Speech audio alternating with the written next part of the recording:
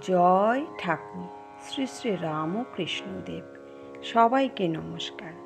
আজ আমরা ঠাকুরের পার্ষদ সন্তান স্বামী প্রেমানন্দজি মহারাজের কথা শুনব। স্বামী প্রেমানন্দজি মহারাজ বলছেন, অনুরাগ বাড়াও, তীব্র বৈরাগ্য, ব্যাকুলতা আসুক, তবেই তো কৃপা অনুভব করবে, শান্তি লাভ করবে। গোপনে গোপনে ডেকে যাও, ভগবানকে মনে মনে প্রাণে প্রাণে টানতে হবে,